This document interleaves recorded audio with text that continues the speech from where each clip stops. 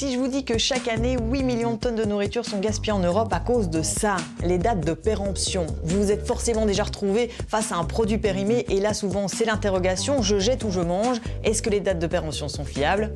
Allez, on va voir ça. Pour commencer, je suis devant une entreprise qu'on connaît tous, c'est Danone. Ici, comme partout ailleurs, en fait, c'est le fabricant qui détermine la date. Il est libre de mettre celle qu'il veut, mais il est aussi responsable. Alors comment est-ce qu'il fait? Eh ben, on va aller voir.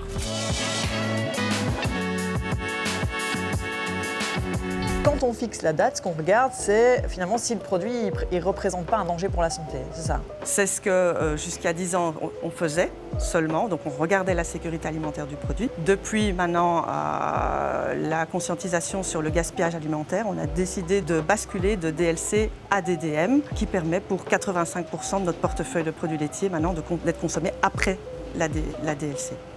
Stop, là, il faut quand même que je vous explique. En fait, il existe deux types de dates de péremption et c'est le fabricant qui décide laquelle il met. D'abord, il y a les DLC. En général, ça concerne des produits comme le poisson, comme la viande ou comme certains laitages. Là, vous voyez la mention « à consommer jusqu'au ». Si vous dépassez la date, il peut y avoir un risque d'intoxication alimentaire. Et puis, pour la majorité des produits, il y a les DDM, les dates de durabilité minimale. Là, vous les retrouvez sous la mention « à consommer de préférence avant le ». Si vous dépassez la date, il n'y a pas de problème pour votre santé. Mais par contre, le produit sera peut-être moins bon au niveau du goût. Maintenant qu'on a compris tout ça, on peut retourner chez Danone. On m'attend pour un petit test de produits périmés. Donc celui-là, il est dépassé de 3 jours. De 3 jours. Ok. Tout à fait. On y va. Parfait. C'est la démonstration qu'on peut consommer après la date. Mais du coup, quel est l'intérêt d'avoir cette date? Est-ce qu'on ne devrait pas l'allonger alors dans ce cas, puisqu'on voit ici que finalement il est bon? Un produit fermenté tel que Actimel devient un peu plus acide avec le temps. Et donc, on met une date qui correspond à ce que la moyenne des consommateurs apprécient en termes de goût et aussi parce que l'évolution de certains nutriments dans le produit peut évoluer.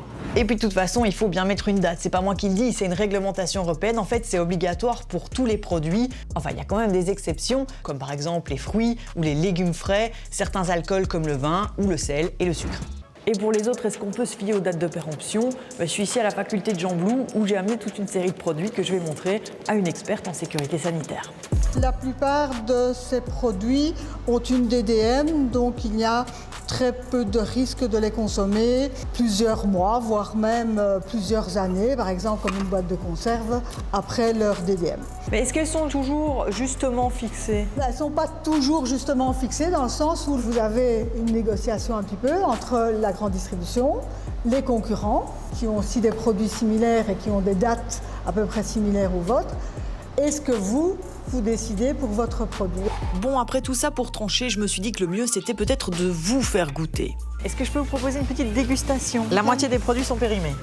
Parfait. La deuxième, il me semble qu'elle est bien dépassée, même fortement selon le goût.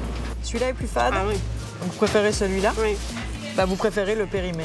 Ah bah oui. Il y a toujours du goût, hein. Celui-là est un peu dépassé, non? Oui. C'est pareil. Mauvais, quoi.